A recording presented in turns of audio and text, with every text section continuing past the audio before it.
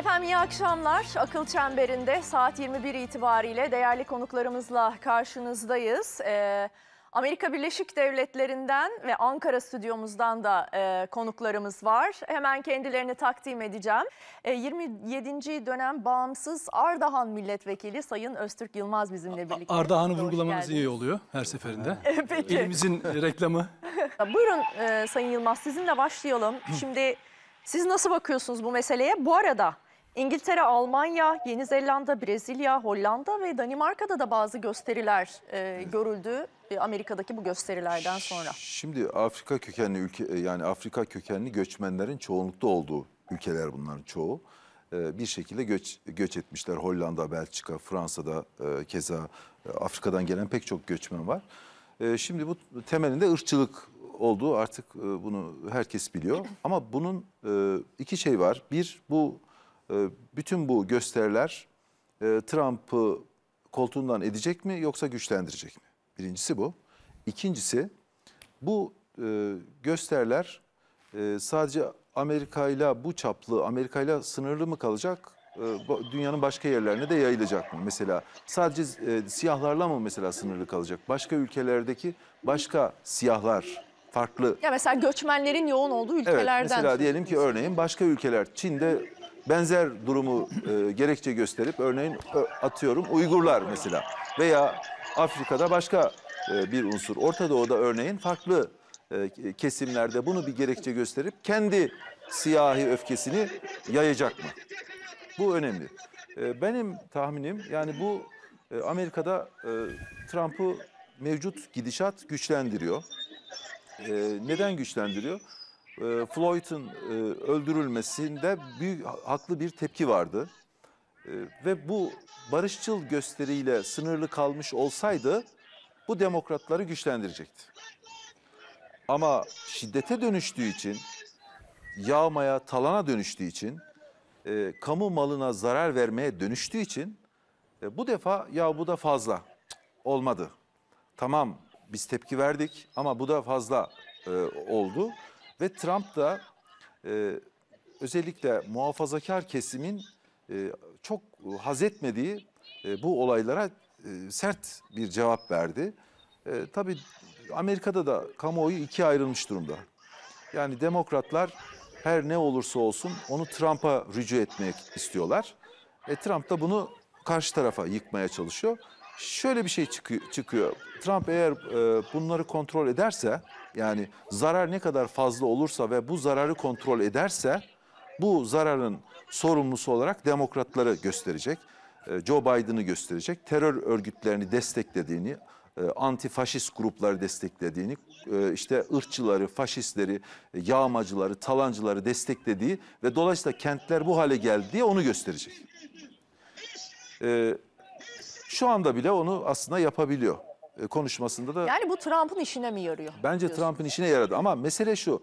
Bu yayılırsa örneğin benzer şey, bu ırkçılık o kadar büyük bir bela ki Avrupa'da da mesela İspanya'nın kendi siyahları var. Yayılırsa derken dünyada. Avrupa'ya ve diğer dünyanın diğer yerlerine. Yani her ülkenin esasen bir siyahı var gibi bir ölçüt koyarsak farklı ülkelerde örneğin Rusya'da farklı halklar kendine ayrımcılık yapıldığını gerekçe gösterip bir adım atacak.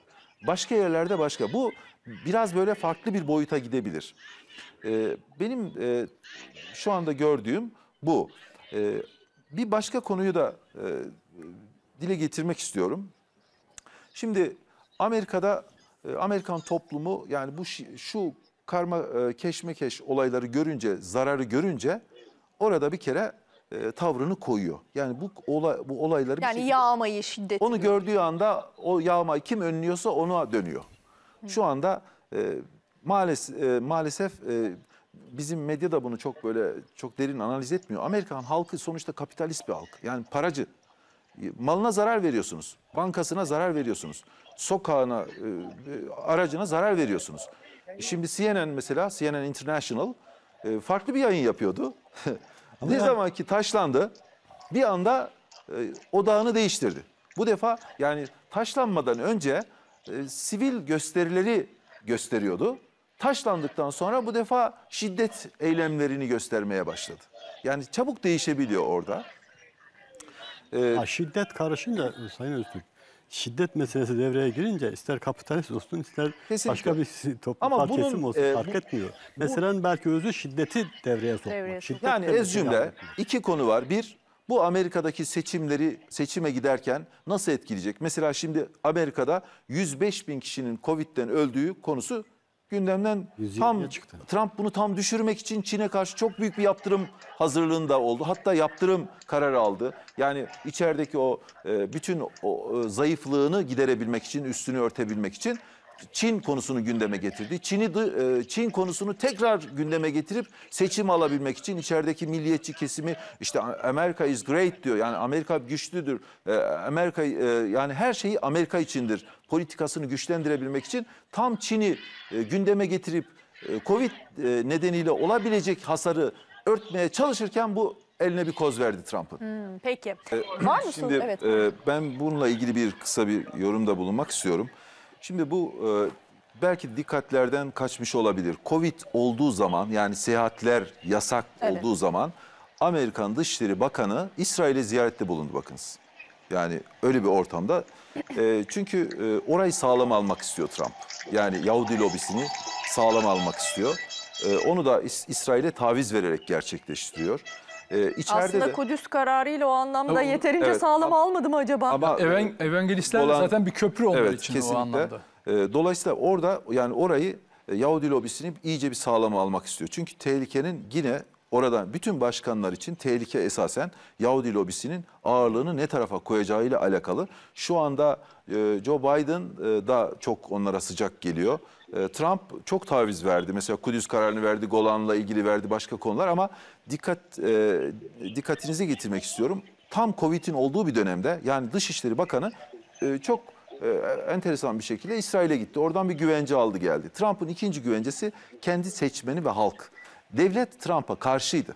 Yani orada Trump'ın bütün görüşmelerini afişe etmek, sızdırmak, bizdeki bir zaman yapılan dinlemeler gibi onu küçük duruma düşürüp Trump'ın halka çok zalimane davrandığını göstermeye çalışmak ve iyice halkı ona karşı tepkisel kılabilmek amacıyla yine partisel bir bağ, tabii ki istihbarat bağı. Yani dediğiniz gibi 8 yıl orada Obama görev yaptı. Ve Obama'nın yerleştirdiği ekibi Trump'ın temizlemesi çok zaman alacak. Yani belki bir dönem daha alacak. Çünkü o ekip de buranın bütün defosunu yaymak istiyor. Ben bu tür bir şey varsa böyle bu kadar ciddi bir iddia, bakınız böyle bir ciddi iddiayı toplumla paylaşmamak zaten bir sıkıntıdır. Yani siz bir lidersiniz, bizi sokağa çekmek istiyor. Kim çekmek istiyor? Tezgah kurmak istiyorlar. Kim kurmak istiyor? Tahrik ediyorlar. Kim tahrik ediyor? Nedir? Yani böyle afaki konuşulduğu zaman biz neye göre itibar edip hangi bilgiyi değerlendireceğiz? Siz beni burada muhatap... Vallahi bunu Sayın Kemal Bey'e sorun. ben de soruyorum işte bunlar şimdi konuşuluyor biz burada konuşuyoruz. Bu sorunun muhatabı ben değilim. Ben Eski size Genel zaten Başkanınıza sormuyorum. sorun lütfen. Ben size sormadım. Bu konular böyle olunca ben de ya biz rivayetlerle mi dedim bunu değerlendireceğiz? Bunun bir adresi yok mu? Kimdir bunlar? Kim tezgah kuruyor? Kim yapıyor? Kim tahrik ediyor? Bunlar açık olursa daha net konuşulabilir her şey. Buyurun. Şimdi ben şimdi Türkiye'de rejimle ilgili bir değişiklik olduğu zaman bile kendisi sokakta miting değil salonda toplantılar yapmıştı. Ben Cumhuriyet Halk Partisi tabanının çok açık söylüyorum böyle provokasyonla Türkiye'ye zarar verebilecek bir şey yapacağını asla inanmıyorum. Ben o tabanın Cumhuriyet Halk Partisi tabanının yönetimi yeni CHP olarak tanımladığım yeni CHP'den farklı görüyorum. O taban öyle bir şey yapmaz. Yani Türkiye'ye zarar verebilecek bir şeyin içerisine asla girmez. Ya tabanın böyle bir çağrıya ihtiyacı yok mu diyorsunuz? Ben o tabanın çok bilinçli olduğunu düşünüyorum. Çok olgun olduğunu düşünüyorum. Vatansever bir taban. Yani ben inanmıyorum. Ben Yılmaz gibi çağırsa bile Evet. sokağa çıkmayacağı Kimse düşünüyorum. gitmez. Peki. Gitmez. Bakınız açık söyleyeyim. Bu yeni CHP yönetim olarak tarif ettiğimiz yeni CHP'nin bir şeyidir. Onlar da kurultaya giderken içeride aynen söylediğiniz gibi siyaset üretemiyor. Üretemeyince ne yapıyor? Kurultaya gidiyor. İçeriği bir konsolide etmek istiyor. Dağınıklıkları önlemek istiyor. Ya bakın kardeşim bizi şunu yapmak istiyorlar, bunu yapmak istiyorlar. Bize karşı tezgah var, operasyon var. Şimdi birlik, beraberlik zamanı. Şimdi ne yapıyorsunuz kardeşim? Deyip içerideki şeyi olabildiğince farklılıkları yatıştırmak istiyor. Burada ben hiçbir Cumhuriyet Halk Partisi'nin ya biz sokağa inelim işte orayı burayı yıkalım yakalım diyeceğine asla imkan ve ihtimal vermiyorum. Bakın nokta bu konu şey. Ama yeni CHP yönetiminin koltukta kalabilmek için, güçte kalabilmek için bunu kullanarak orayı toparlamak, yani farklılıkları toparlamak, giden kesimi toparlayıp orada bir konsolide yapıp kurultayı zaten aslında çok bir sürpriz beklemiyoruz da ama orayı kendileri açısından atlatmak istiyorlar. Ya ihtiyaç var mı buna? Beklemiyoruz dediğiniz için soruyorum. Hiçbir ihtimal bırakmak istemiyor bu yönetim. Hiçbir ihtimal. Yani en ufak bir. İki, şimdi bakınız bu o hal ne demek? Biz zaten demokrasiyle ilgili sıkıntı yaşıyoruz. Şimdi bu iddiada birisi bulunduğu zaman biz bunu sormayacak mıyız? Bu bilgi nereden? Bilgi mi, değerlendirme mi bu? Yani bu çok önemli bir şey. Bu ülkede zaten biz demokrasiyle ilgili sıkıntı yaşıyoruz. En azından ben kendi düşüncemi burada paylaşmak istiyorum. Ben direkt buna hemen Allah Allah ne demek ya? O halde nereden çıktı? Biz zaten sıkıntı yaşıyoruz. Bunun daha kötü bir şeyini getirecekse, böyle bir iddia varsa bunun kaynağı nedir? Nedir yani? Gerçeklik nedir ki ben ona ilişkin bir pozisyon takınayım diye kendi kendime sorarım otomatik olarak. Bunu herkes sorar. Tezgah, bize işte tezgah kuracaklar dendiği zaman da tezgah nedir? Mesela nasıl kuracaklar tezgah? Efendim bir belediye başkanlığını alacaklar. Peki bilgi nereden gidiyor? Ya bu devlet, şimdi Trump'a demin şeyin başında söylüyoruz. Konuşmasını yansıtıyorlar. Bilgi bu nasıl oluyor diye soruyoruz. Peki buraya bilgi nasıl gidiyor? Nereden alınıyor bu bilgiler? Kim bu bilgileri veriyor? Meşru bir zeminde bu bilgi eğer böyle bir sokağa dökülme olayı olacaksa bundan herkes bunun nereye gideceğini bilmez ki Türkiye'de. Yani bunu kontrollü yapamazsınız ki.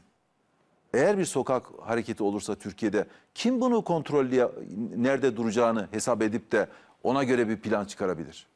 Nereye gideceği belli olmayan bir şey. Dolayısıyla ben bu soruların Ya ateşle oynamaktır diyorsunuz neticede. daha beter. Böyle bir şey Bir yapılmaya de haksızlık edildiği düşünüyorum Kemal Kılıçdaroğlu'na. Hangi anlamda? Şöyle söyleyeyim. Buyurun. Bir, bana bilgi geldi, bizi sokağa çıkacaklar demiyor. Hayır, Hiç ben bilgiden soruyorum. bahsetmiyor. Bakın İki, özür dilerim. Yılmaz Bitireyim. Bey, ben diyorum ki bu bilgiyi Böyle bir bilgiden değerlendirmemi bahsetmiyor ki. ben öyle ama Ya savunmak da istediğim için söylemiyorum ama. müsaade edin ben bir bitireyim şunu bakın. Diyorum ben demiyorum ki o bana bilgi geldi demiyorum. Ben diyorum ki bunu dediği zaman bu bilgi mi değerlendirme mi diye sorarım.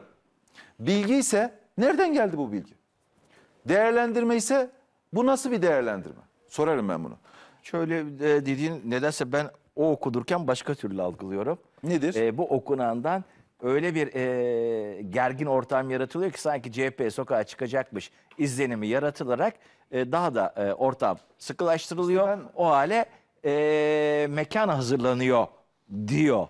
Ben Niye Cumhuriyet Halk anlıyorum ama Partisi'nin- ola Bakın, ki yani farklı bir şey. Şimdi aradaki biz- ayrı şey, aradaki aynı 3 kelimeyi fazla duyuyorum ya da 3 Hocam- kelimeyi eksik duyuyorum. Nedense tam böyle Hocam biz- okudukça bunu biz- anlıyorum. biz- Siz bana sorsanız Öztürk Bey. deseniz ki bize tezgah kuracaklar. Ben sormam mı? Ne Öyle bir tezgah? kelime geçmiyor. Ya demiyorlar mı? Yo, bak, Öztürk Bey, şimdi Ben biz- yanlış anlıyorum. Öyle mi Bakın, söylüyor? biz- Ben tam söyleyeyim mi efendim? Bakın toplumdaki Bakın. olayları Öztürk Bey, toplumdaki olayları gözlemleyebilen, duyarlı olan insanlarız değil mi? Hiç herhangi biriniz CHP'li çevreniz var. Hepimizin var, değil mi? Tezgahlar kuracaklar. Çünkü ayakta duramıyorlar. Gidin tezgahlar kuracaklar. Önce OHAL ilan edip sonra da kimsenin itiraz etmeyeceği bir yönetim arzuları var. Önce OHAL ilan edip CHP'lileri sokağa dökme planları yapılıyor. Ya bunlar sormayacak mıyız kardeşim? Bakın hocam, Öztürk Bey, Sormaz mısınız siz? Öztürk Bey bir şey söyleyeyim.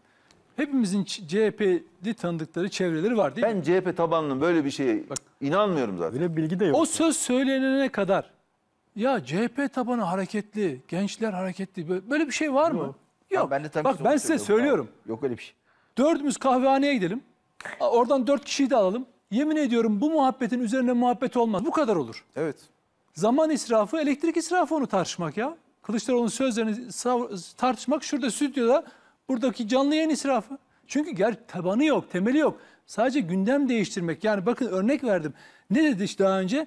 Partimizi karıştıracaklar. Kongrelerimizde sandalyeler havada uçacak. Paralar verildi. Dedim ki ya rica ediyorum. O paralar verilen CHP'liler kimler? Parayı verenler kimler? Hiç öyle bir şey yok. Yok olmadığını biliyoruz. Ya 3-5 kişi bir araya gelip o parti öyle yönetiliyor artık. Belli. Müzakere, toplumla ilişki, kendi tabanı ilişkisi yok. Sadece bizi çekmek istiyorlar. Burada CHP Gündem değil. tabanına bir haksızlık yapılmasın. Yok kimse yapmaz. Evet. Onları varsayacaksın. HDP seçmeni varsayacaksın. Onları varsayarsan HDP seçmeni PKK'ya muhtaç kalmaz. Der ki tamam ya bak bu adam benim için siyaset üretiyor. Ben APO'cuların peşine niye gideyim der. Şimdi şöyle... Buyurun Sayın Yılmaz'da kalmıştık.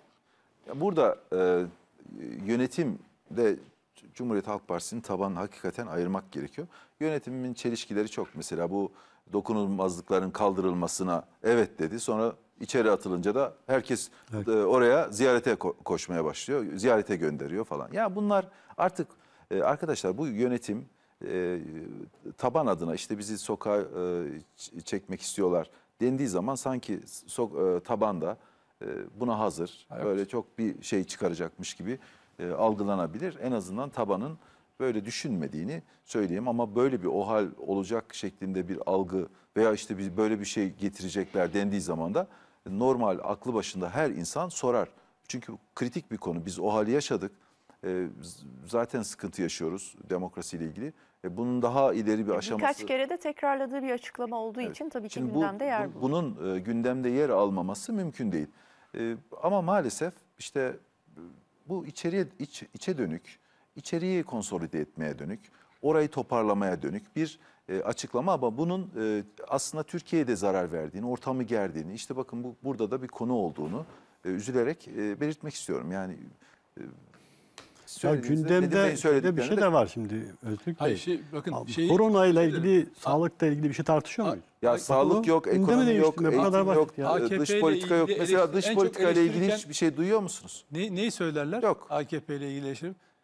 Bir tehdit algısı yaratıyorlar. Böylece tabanını konsolide ediyor diye CHP kanadı genelde suçlar. Şimdi bunu aynısını kendisi yapıyor aslında bir başka yöntemle. Aynısını. Yani bir tehdit var. Sokağa çağıracaklar. O hal bizi işte şöyle yapacaklar böyle.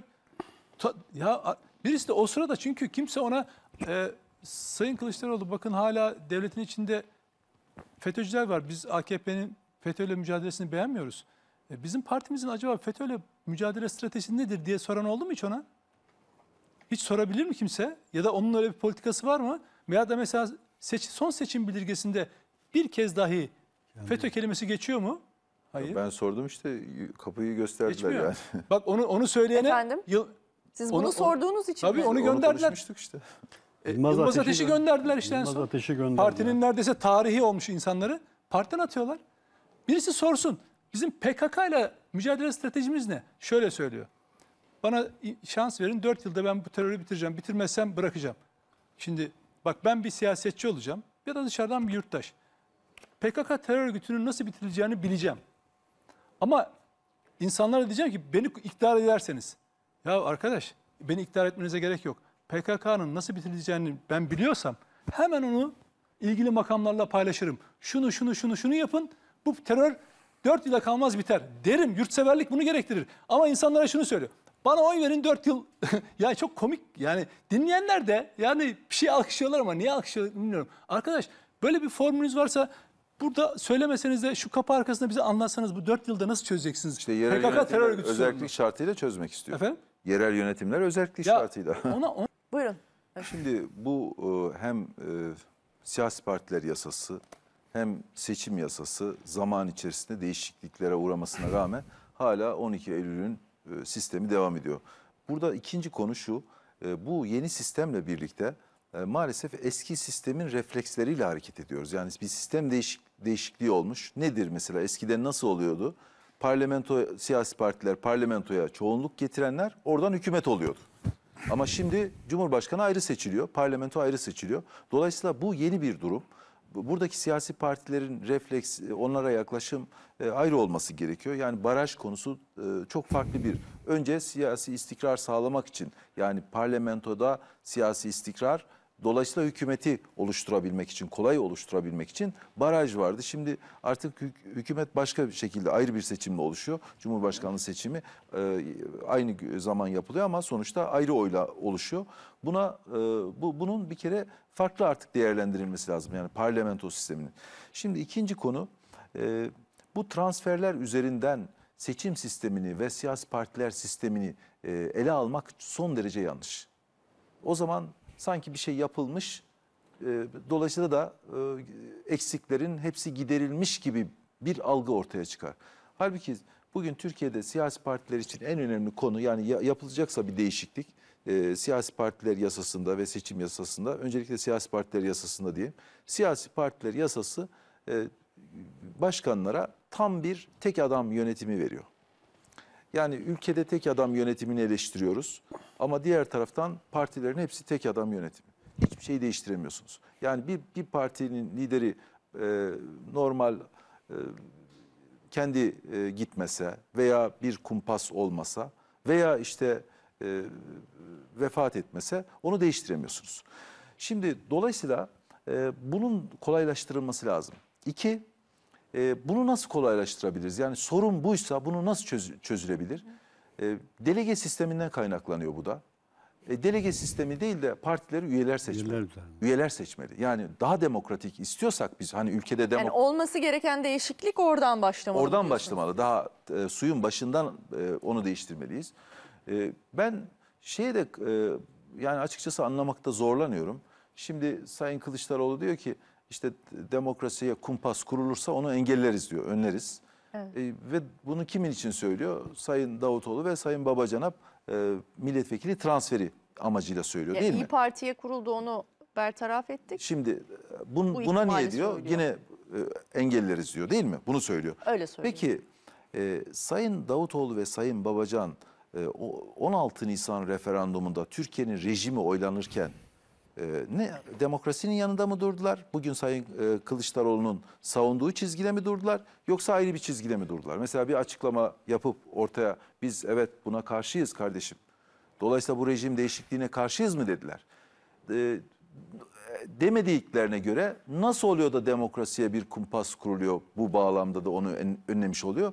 O da tuhaf, ayrı bir konu. Siz parti kursanız size ya vermez mi millet? Ben yani bizi televizyonlarına çıkarmıyor. Niye versin?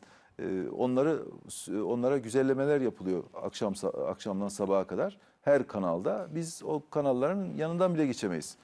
Şimdi Peki Öztürk Bey, şimdi Siz alır mısınız Öztürk Bey? ben almam. Ben etik bulmuyorum. Yani siyasi parti, kardeşim onun için diyorum, yani barajda düşürülmeli. Yani siyasi parti seçime girmeli. Ha şöyle, kendi geliyorsa, kendiliğinden geliyorsa, ihraç edilmiştir, partisinden ayrılıyor geliyorsa o ayrı. Ama bir siyasi partinin düğmeye basıp sen hadi bakalım şuraya demesini ben doğru bulmuyorum.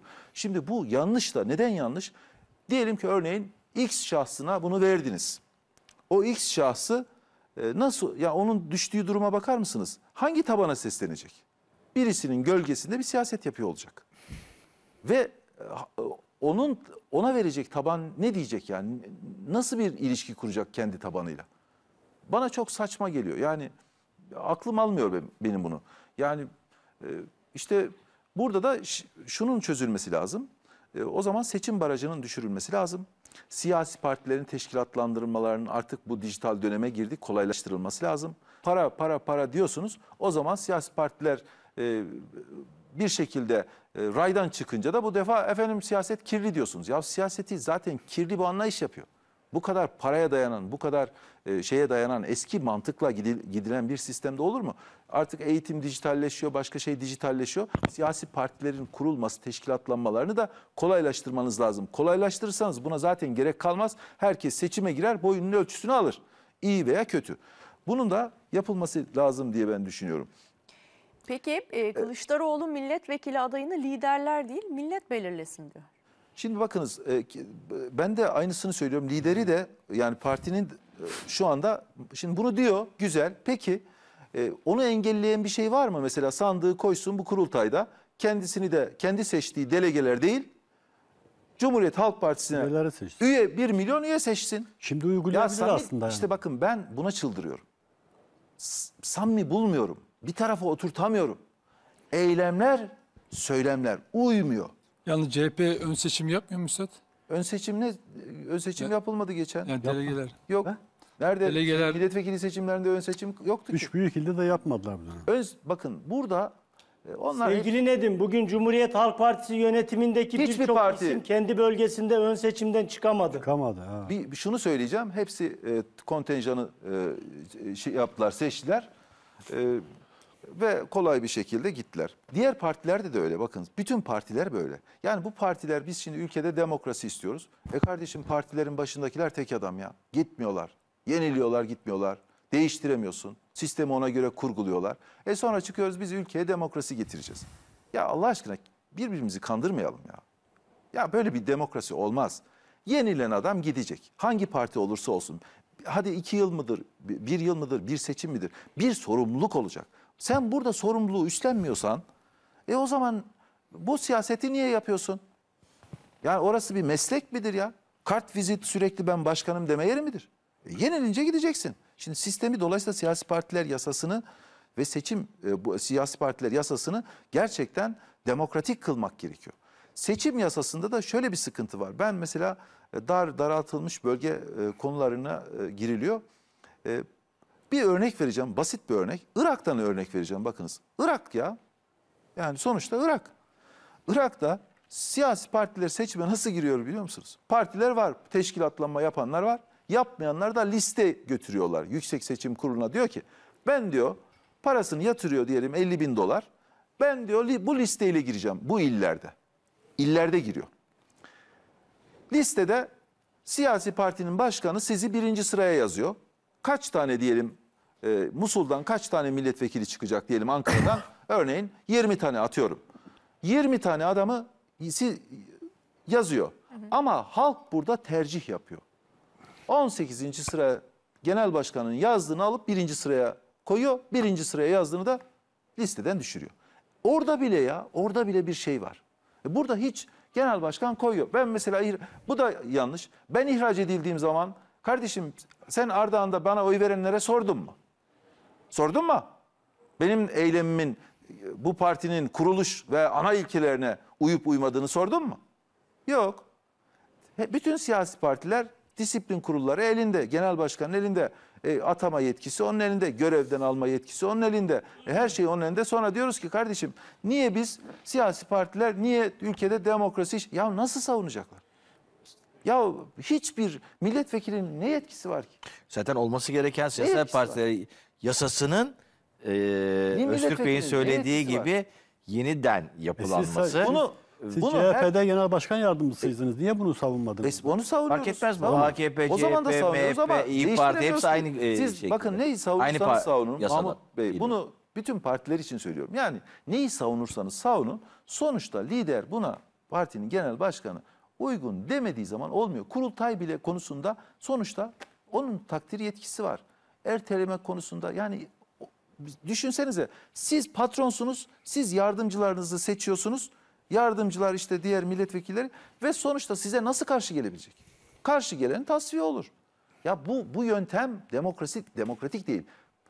Demokrasi siyasi partiler eğer siyasetse önce partilerin içerisinde başlar. Siz her konuda sorumluluk alacaksınız. Bir insanı milletvekili öyle kafadan yapamazsınız.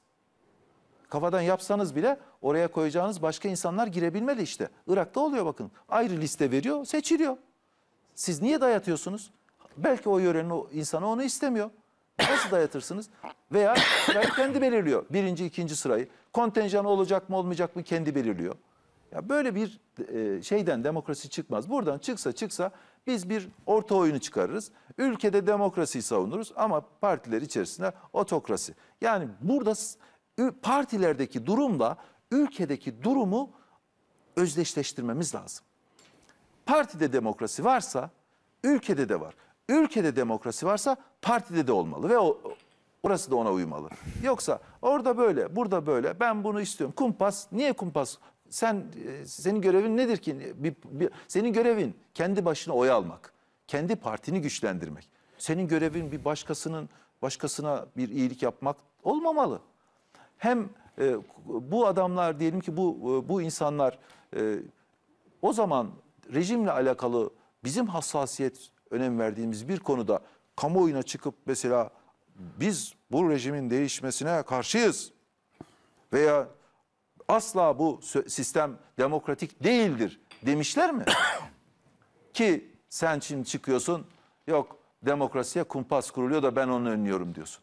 Burada ilkeler, etik ilkeleri yerle yeksan olmuş durumda. Siyaset acayip bir noktaya, çok alt bir seviyeye sürüklenmiş. Burada hepimizin el birliğiyle suçlamadan birbirimizi, kınamadan gerçekten ülkemiz için, toplum için, katılım için, istikrar için bir düzeni hep birlikte kurgulamalıyız diye düşünüyorum. Metin Özkan'a Sayın Yılmaz cevap verecek. Buyurun. Metin Bey, bu Anayasa Mahkemesi ile ilgili tabii ki bu Başak anayasa... Hanım ben de bir iki cümle söyleyebilir Tabii miyim? tabii, Sistem döneceğim tartışmasına size. ilişkin. Tabii ki. İsterseniz Peki. ben sözümü vereyim. Ama Sayın Özkan'ın söylediklerinin üzerinden çok Yok, vakit estağfurullah, geçmiş olacak. buyurun. Buyurun Sayın Yılmaz. O zaman kısa tutayım ben. Çünkü gerçekten konuşmadı çok fazla. Şimdi şöyle yapalım isterseniz. Bir açıklama. Ben Anayasa Mahkemesi'ne seçilen insanların liyakatını sorgulamıyorum. Ben mekanizmayı sorguluyorum. Yani çok oraya görevlerine layık olabilirler. Ama mekanizma Cumhurbaşkanı'na çok aşırı bir yetki verdiği için. Ya o da çok tartışıldı. Öztürk Bey yani o Tamam, kadar tartışıldı ama Ayrıca sonuçta seçtiği tartışıldı. var. Burada da buna benzer yöntemler var. Bu demokratik yani arkasında %52 oy alan bir Cumhurbaşkanı. Alabilir işte Bu zaten tartışılır yani. o %52 değil mesela %60 alsa bu daha fazla gerekli. Bir Çünkü de onu bugüne kadar partili olmayan bir tane Cumhurbaşkanı ismi verebilir misiniz bana? partili olmayan Necdet Sezer Necdet diyeceksiniz. Evet Ben yani de güleceğim. sadece o bile yeter. Ben bu kadar sadece söyleyecektim. Buyurun. Ha, diyeceksiniz ben de güleceğim. Ben de güleceğim diyor. Canı sağ olsun. Engel olan bir şey yok. Peki. Canı Hayır sağ olsun partili diyor. değil miydi yani? Tarafsız, objektif olmak başka bir şey. Bir düşünce sahibi olmak başka bir şey. Bak gördünüz mü? Vallahi kimin hangi pencereden objektifliği bak, nasıl bize bağlı. gördüğü tartışılır. Şimdi burada Anayasa konu Mahkemesi başkanları mekanizmayı hepsi konuşuyoruz. üyesi. Yoksa şahıslarla ilgili kimse herhangi bir şey demiyor. Oraya seçilen insanlar mutlaka ehildir ama güçler ayrılığı dediğimiz yani yürütmeyi denetleyecek unsur, yasama ve yargı konusunda bu sistemde çok defolar var. Onlara burada girme konumuz şu anda bu değil zaten. FETÖ gibi 4500 sene FETÖ'cü kriptonun yerleştiği bir yargıdan bahsediyoruz. Daha önce de vesayetçi bir yargı vardı.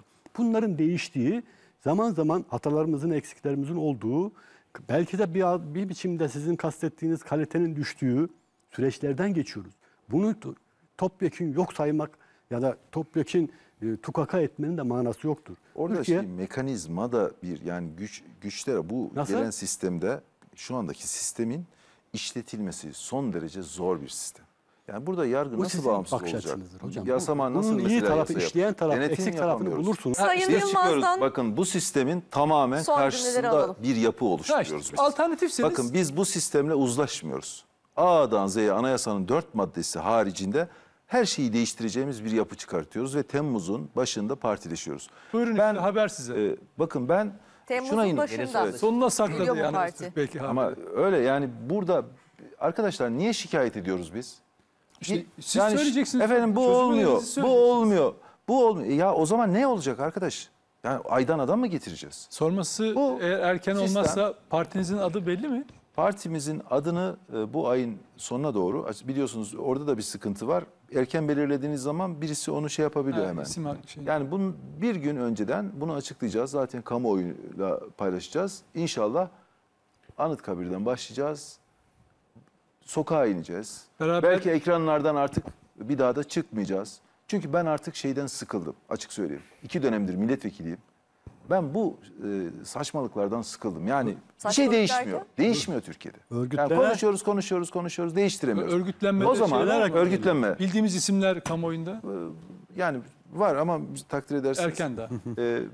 Ama şu var, yani artık halkla bir şey yapmak gerekiyor ve gerçekten halka inanmak lazım. Halkın vicdanına, ferasetine, aklına, ona inanmak lazım.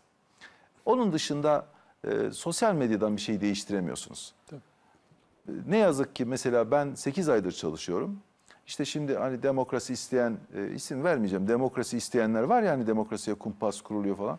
Onlar işte onları sabahtan akşama kadar böyle metiyeler diziyorlar, övgüler. Sayın Öztürk Bey, ben merak etmiştim. Ekranlara çıkmayacağım dediniz. Doğru mu anladım? Ekranlara dediğim yani teşkilatlamaya ağırlık vereceğim. Anadolu'ya Anladım. çıkacağım. Sosyal medyayı da çok kullanmıyorsunuz. Nasıl olacak iletişiminiz? Yani sosyal medyada aktifiz, yani kullanıyoruz ama medyada da şöyle bir şey var. Ya bir sosyal medya veya medya partisi kurulamaz Türkiye'de. Gerçekten artık halka inmek lazım. Bakın AK Parti benim takdir ettiğim o zaman o şeyi iyi okudu. Rahmetli Özal iyi okudu. Rahmetli Demirel iyi okudu. Ecevit iyi okudu. Yani sonuçta halka dokundu insanlar. İndiler. Ben Sayın Ecevit'in kahvelerde yaptığı konuşmayı biliyorum. Biliyor musunuz? Yani kahvehanelere giderek, sokakları arşınlayarak, yani hiç bu kimseye insanları haber vermeden dinlemek. dolaşa dolaşa. Hiç kimse mecbur değil arkadaşlar. Bu ittifaklar olmayabilirsiniz. konuşuluyor. Bakın ben 2 İstediğiniz sonuca dönemdir varmayabilirsiniz milletvekiliyim. ama 2 birilerinin dönemdir oraları milletvekiliyim. ihmal Ya etmeyin. Aynı mecliste anda salı günleri konuşmalar oluyor. Çarşamba unutuyoruz. Ya artık sıkıldık. İnanın artık Peki. bunaldık. Bakalım, takip Yeni bir edeceğiz şey sizi. lazım Ama Türkiye'ye. temel- Peki. Çok teşekkür Ben ederiz teşekkür efendim ediyorum, bizimle sağ birlikte olun. olduğunuz için. Size de teşekkür ediyoruz efendim. Bizi izlediğiniz için ve gönderdiğiniz yorumlarınızı da takip ettik. Sağ olunuz. İyi geceler.